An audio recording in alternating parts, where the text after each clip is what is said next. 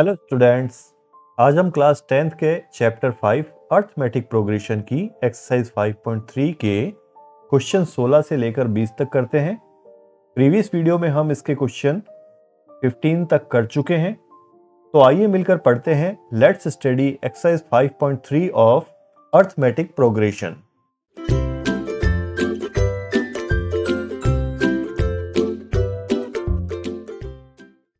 Question number 16 है, किसी school के विद्यार्थियों को उनके समग्र शैक्षणिक प्रदर्शन के लिए 7 नगद पुरस्कार देने के लिए 700 रुपए की राशि रखी गई है। यदि प्रत्येक पुरस्कार अपने से ठीक पहले पुरस्कार से 20 रुपए कम है तो प्रत्येक पुरस्कार का मान ज्ञात कीजिए। तो हमें ए यानी प्रथम पुरस्कार पता लग जाए तो हम 7 पुरस्कार ज्ञात कर सकते हैं। तो हम ऐसे लिखेंगे, एन जो हमें दिया है वो है 7 पुरस्कार है इसलिए, और डी दे रखा है -20। पहले पुरस्कार से अगला पुरस्कार 20 कम है इसलिए -20, और कुल पुरस्कार की राशि है 700, तो एस एन दे रखा है हमें 700। ज्ञात करना है ए। अब हम ऐसा लिखेंगे, एस एन इक्वल्स टू 700, या फिर एस एन का formula n/2 2a plus n-1 into D equals to 700।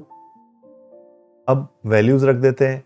n की जगह हम रखते हैं 7, तो 7/2 2a plus 7-1 into -20 equals to 700। 2a 7-1 हो गए 6 को -20 से गुणा करो तो -120 इक्वल्स टू, ये 7 और 2 को पक्षांतरण कर लो तो 700 इंटू 2 बटा में आ जाएगा 7 से इसको काट देते हैं, ये हो गए 100। अब इसको आगे सॉल्व करते हैं, तो लिखते हैं 2a -120 इक्वल्स टू 200। अब -120 का पक्षांतरण कर लो, 2a इक्वल्स टू 200 प्लस 120, तो 2a हमें मिल गया 320। इससे a निकाल सकते हैं 320/2। a की वैल्यू आ गई, 2 से अगर इसको काटा जाए तो 160। प्रथम पुरस्कार हमें मिल गया 160। तो अब लिखते हैं पुरस्कार वितरण।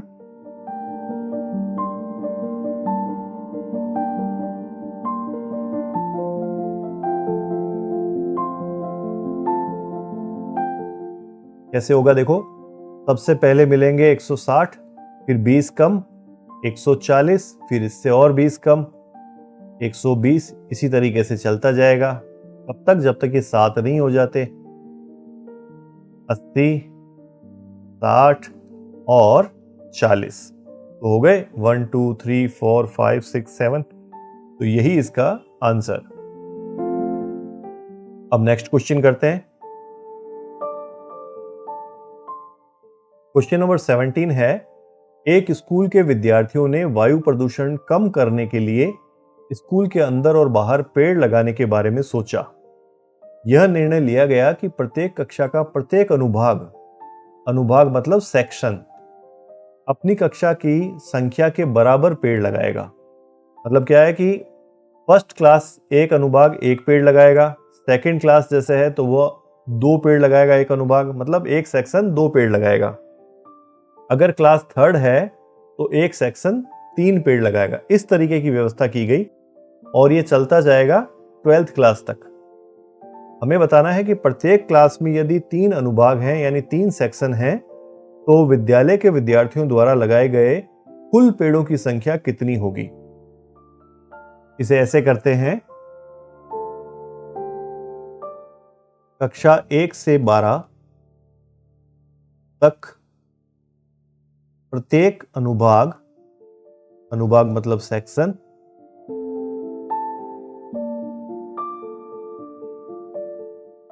इस प्रकार पेड़ लगाता है,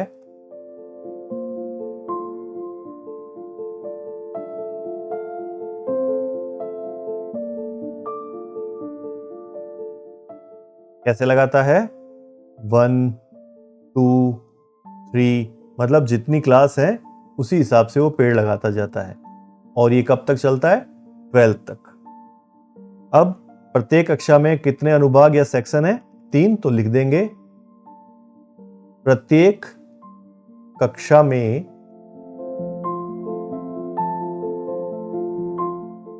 अनुभाग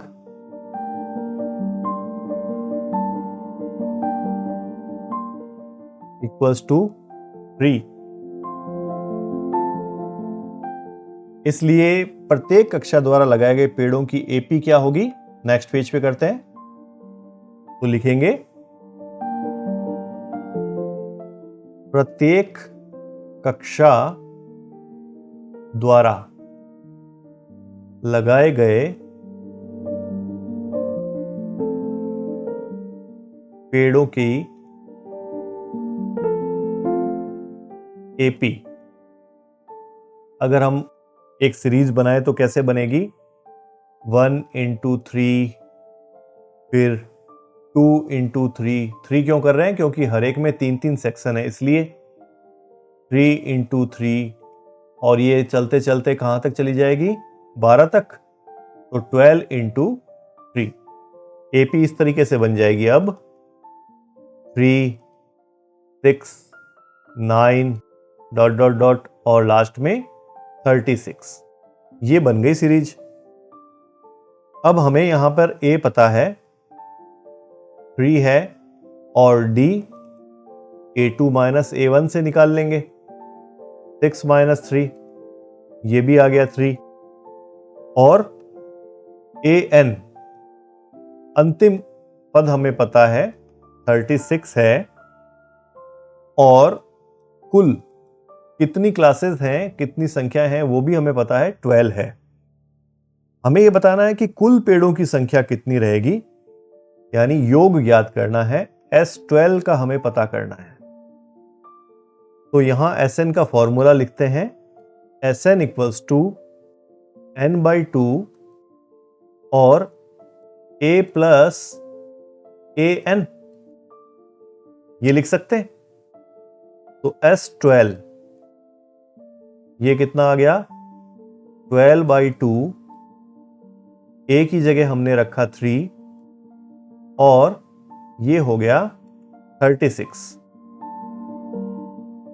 इसे हमने काट लिया, ये 6 बार गया, तो 6 को मल्टीप्लाई करना है 39 से।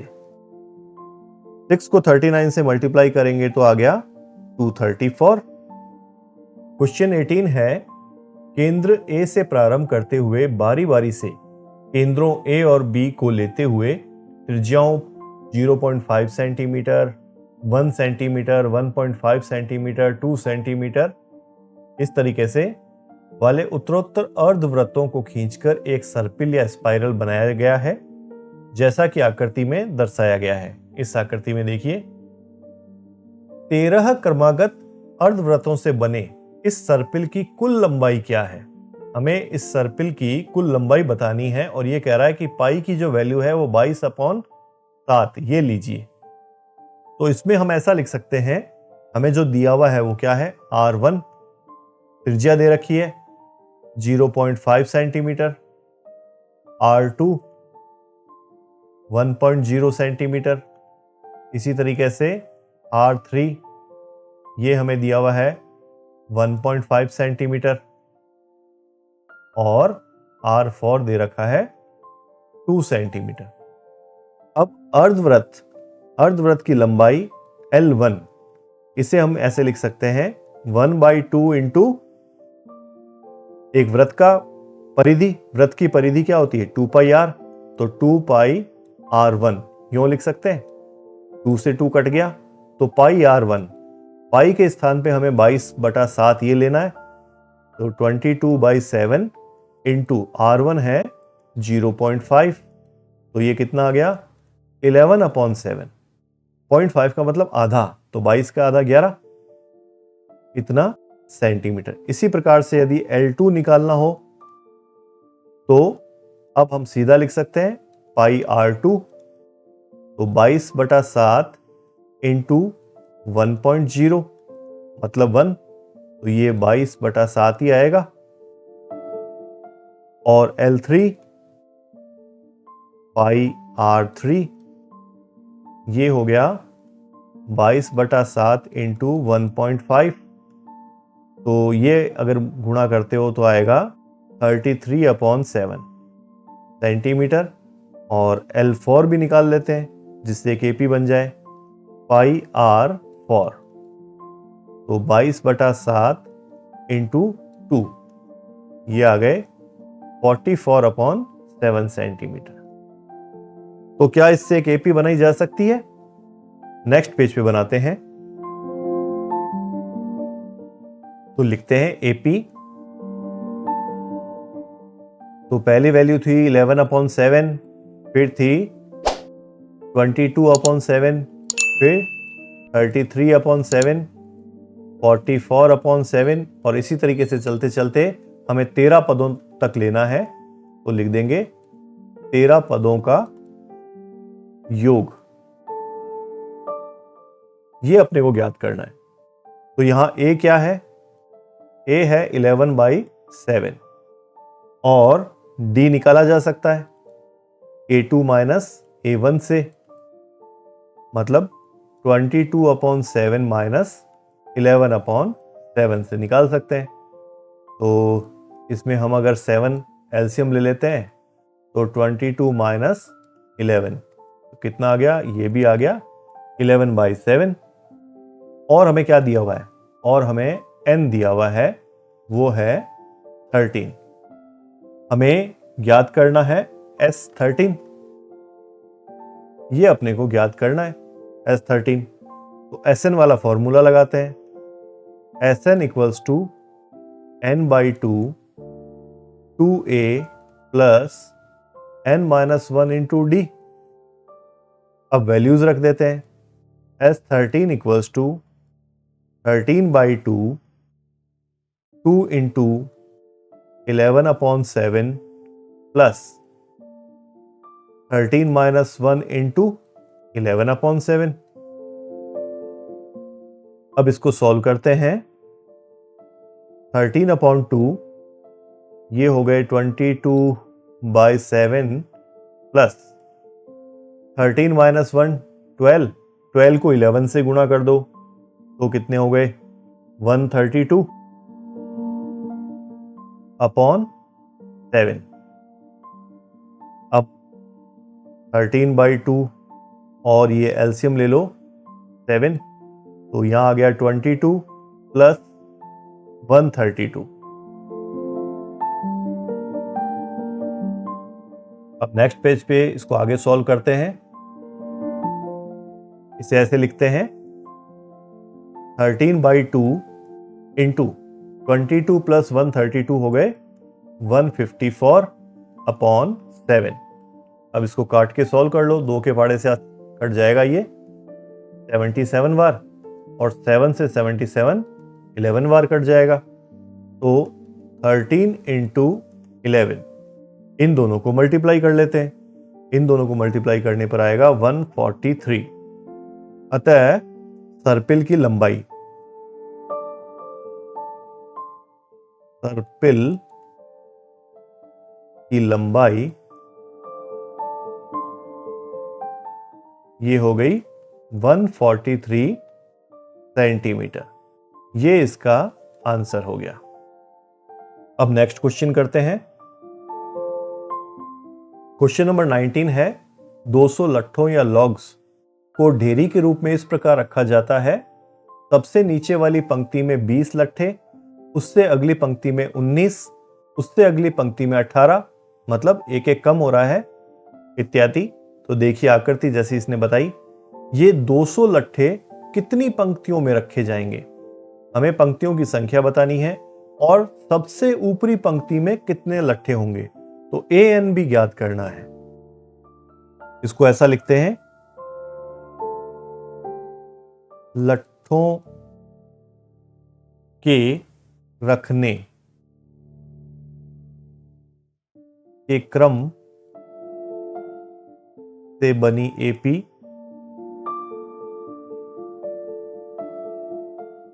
देखो कैसे हो जाएगी।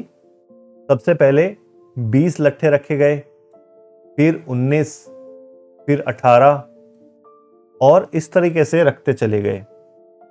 तो 20, 19, 18 यूं करते करते 200 लट्ठे हमें रखने हैं। तो यहां ए क्या होगा? ए होगा 20 और डी वही A2 minus A1, 19 minus 20 minus 1 और SN मतलब कुल लट्ठों की संख्या, वो हमें दे रखी है 200। हमें एक तो ज्ञात करना है कुल पंक्तियां यानी n ज्ञात करना है और सबसे ऊपरी पंक्ति में रखे लट्ठों की संख्या यानी AN भी ज्ञात करना है। इन सब को ज्ञात करने के लिए नेक्स्ट पेज लेते हैं। तो यहां हम पहले SN वाला फॉर्मूला लगाते हैं। हमें दिया है SN 200, तो ऐसा लिख सकते हैं n/2 2a plus n-1 into d equals to 200। अब वैल्यूज रख देते हैं। n हमारे पास में नहीं है तो n ही रहने देंगे। 2 इंटू a की जगह हमने रखा 20 प्लस n-1 और d है माइनस का 1 इक्वल्स टू 200 इंटू 2। इस n/2 में से जो 2 है उसका पक्षांतरण हमें कर लिया तो ऐसा लिख दिया। अब इसको थोड़ा सा सॉल्व कर लो। n ये हो गया 40 और n-1 को -1 से गुणा कर दो तो 40 minus n plus 1 equals to 400।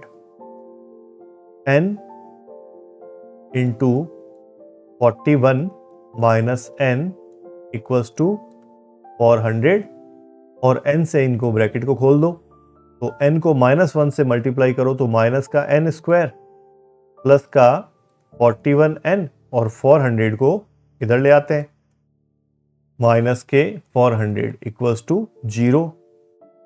अब इसमें माइनस का भाग लगा देते हैं तो ये हो गया n square minus 41n plus 400 equal to 0। अब इस द्विघात समीकरण को हम सॉल्व कर लेते हैं तो बाह्य पदों का गुणन करने पर आएगा 400n स्क्वायर और टुकड़े हमें करने हैं माइनस के 41n के। दो राशियों की गुणा करने पर प्लस के 400n स्क्वायर आना चाहिए और उन्हें जोड़ने पर माइनस के 41n आना चाहिए। तो मतलब दोनों ही टुकड़े माइनस के बनेंगे। तो क्या बनेंगे? इसको करने के लिए हम पहले 400 का फैक्टर कर लेते हैं। तो 400 का फैक्टर कुछ इस तरीके से करते हैं। 2 से डिवाइड करो तो ये हो गया 200, फिर 2 से डिवाइड हो जाएगा तो फिर हम कर सकते हैं 2 से डिवाइड 50, फिर हो जाएगा 25। अब 5 से डिवाइड कर देते हैं। कितने आ गए? 5 और एक बार और 5 से डिवाइड हो जाएगा 1। अब इन्हीं में कोई ऐसा कॉम्बिनेशन होगा जो हमें 41n दे पाएगा। तो देखो 2 दूनी 4, 4 दूनी 8, 8 दूनी 16। तो ये अगर 16 है और ये है 25 तो 25 और 16 को जोड़ने पर आ जाते हैं 41। इसका मतलब इसके ये टुकड़े बन सकते हैं आसानी से माइनस के 16n और माइनस के ही 25n। तो ये टुकड़े बना के रख लेते हैं।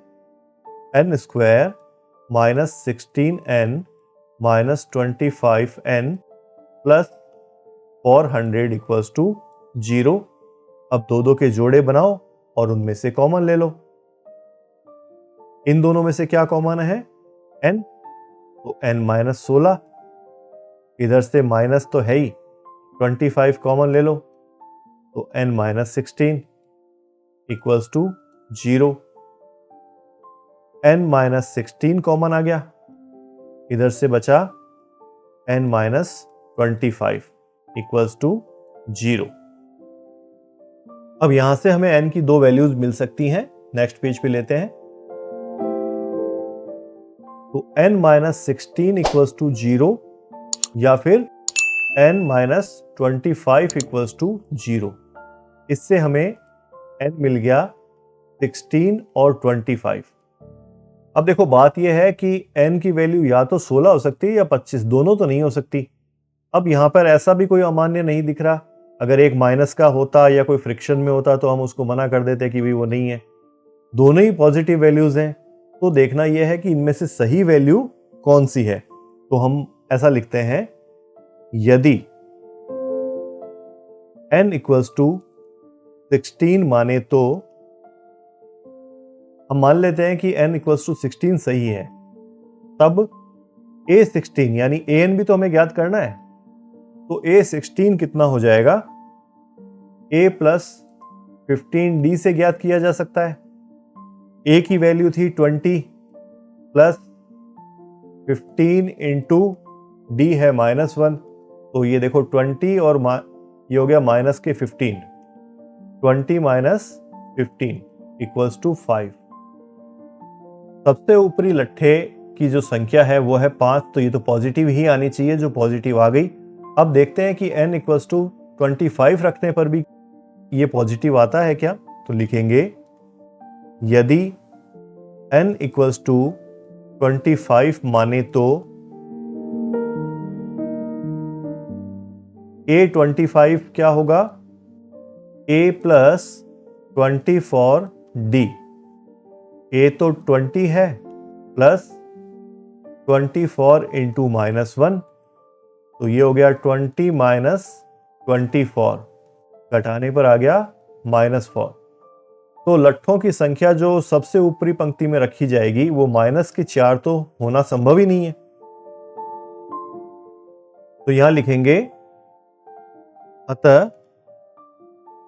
25वीं पंक्ति में लट्ठों की संख्या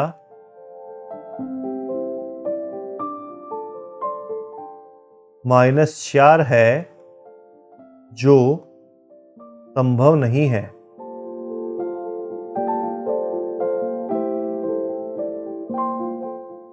इसलिए n इक्वल्स टू 25 अमान्य है, यानी हम इसको इग्नोर कर सकते हैं। हम पंक्तियों की संख्या को 16 सही मानेंगे। तो लिखेंगे, अतः लट्ठों की कुल पंक्तियां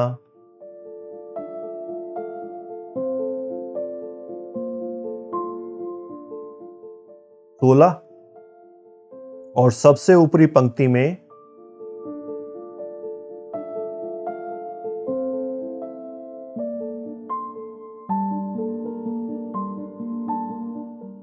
लट्ठों की संख्या।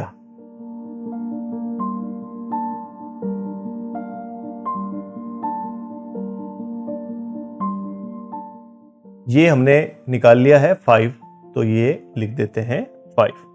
यही है इसका आंसर। अब इस प्रश्नावली का लास्ट क्वेश्चन करते हैं।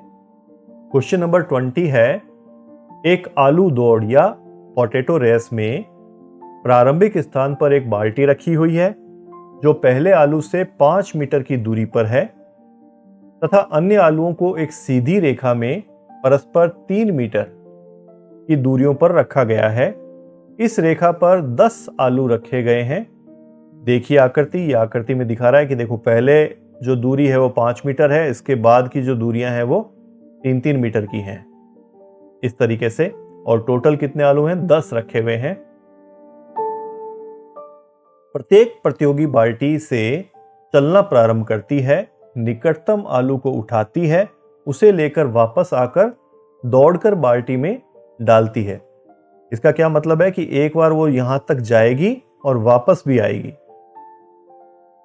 फिर वो दूसरा आलू उठाने के लिए वापस दौड़ती है और उसे उठाकर वापस बाल्टी में डालती है। मतलब उसके 2 चक्कर हो रहे हैं, एक बार आने में और एक बार जाने में। और वह ऐसा तब तक करती रहती है जब तक कि सभी आलू बाल्टी में न आ जाएं। इस प्रतियोगी को कुल कितनी दौड़ लगानी पड़ेगी, ये निकालना है। नेक्स्ट पेज से हम इस क्वेश्चन का आंसर करते हैं। तो लिखते हैं, पहले आलू तक दौड़कर जाने, लिखो पहले आलू तक दौड़कर जाने व आने, मतलब वो गई और वापस आई, इसमें कुल कितनी दूरी लगी, में तय दूरी। 5 मीटर है पहला आलू, तो एक बार वो 5 मीटर तक चलेगी और वापस आएगी, यानी डबल कर दें तो 2 इंटू 5 10 मीटर। अब दूसरा तीसरा ये सभी जो आलू हैं वो 3-3 मीटर की दूरी पर है, तो कैसे लिखेंगे, दूसरे आलू की कुल दूरी, मतलब उस बाल्टी तक उसको लेके जाने में कितना लगेगा, 2 इंटू पहले वो 5 मीटर तय करेगी, पहले आलू तक जाएगी, फिर दूसरे आलू तक जाएगी तो 3 मीटर और तय करेगी और वापस इतना कितना आएगी, तो 5 + 3 8, 8 इंटू 2 16 मीटर। तीसरे आलू की दूरी और निकाल लेते हैं, तो लिखते हैं तीसरे आलू की दूरी, कुल दूरी,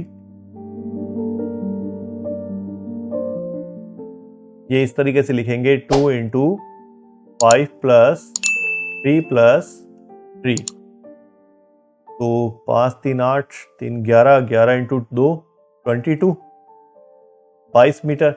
तो इस तरीके से हमें एक एपी मिल जाती है, एपी हो जाएगी 10 16 22 ...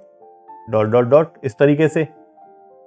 अब ए निकालते हैं, ए हो जाएगा 10 D A2 - A1, तो 16 - 10 ये हो गया 6, और हमें दे रखा है 10, n दे रखा है 10, आलूओं की संख्या है 10, कुल कितनी दूरी तय करनी पड़ेगी, यानी S10 ज्ञात करना है हमें।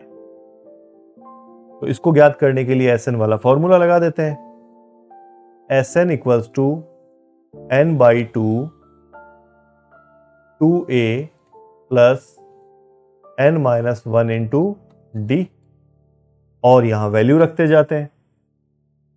S10 = 10/2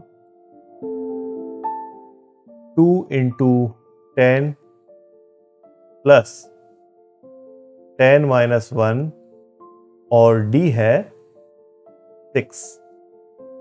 सॉल्व कर लेते हैं, 10/2 हो गया 5, और इसको अंदर से सॉल्व करेंगे तो 2 इंटू ये हो गया 20, 10 में से 1 गया 9, 9 को 6 की गुणा कर दो 54, तो 5 इंटू 74 कर दो, कितने हो गए 370। अतः प्रतियोगी को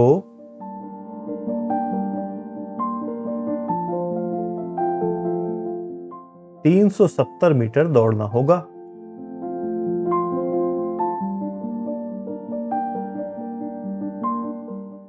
ये इसका आंसर हो गया।